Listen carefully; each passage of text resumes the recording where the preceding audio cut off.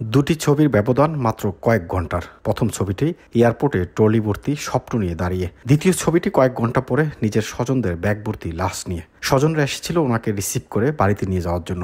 সবাই ঠিকই বাড়ি যাচ্ছে, কিন্তু লাশ হয়ে। 2.5 বছর পর ওমান থেকে দেশে আসেন প্রবাসী বাহার। তাকে আনতে মঙ্গলবার 5 আগস্ট রাতে পরিবারের 11 সদস্য মাইক্রোবাস যুগে রাজধানীর হজরত শাহজালাল আন্তর্জাতিক বিমানবন্দরে যান। সেখান থেকে বাহারকে নিয়ে ফেরার পথে নোয়াখালীর বেগমগঞ্জ উপজেলার চন্দ্রগঞ্জ পূর্ব বাজারের জগদীশপুর এলাকায় পৌঁছালে নিয়ন্ত্রণ হারিয়ে গাড়িটি প্রায় 30 মিটার গভীরে খালে পড়ে। তবে তাৎক্ষণিকভাবে গাড়িটি ডুবে যায়নি, নৌকার মতো ভেসেছিল। ধীরে ধীরে গাড়িটি ডুবে যায়। এ সময় গাড়ির লক খুলে দিতে বললেও চালক রাসেল তা করেননি। তিনি নিজে গাড়ির দরজায় কাঁচ নামিয়ে বের হয়ে গেছেন। গাড়িতে আটকা থাকা কাউকেই উদ্ধারের চেষ্টা না করে পালিয়ে যান চালক।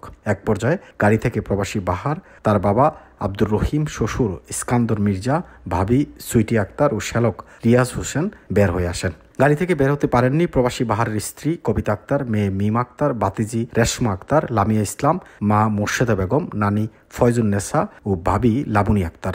আর একে একে সবাই পানিতে ডুবে মারা গেল।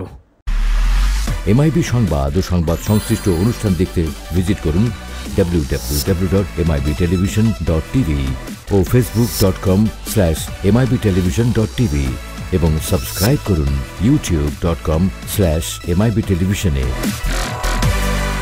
এমআইবি টেলিভিশন, সত্য খবর, সঠিক খবর।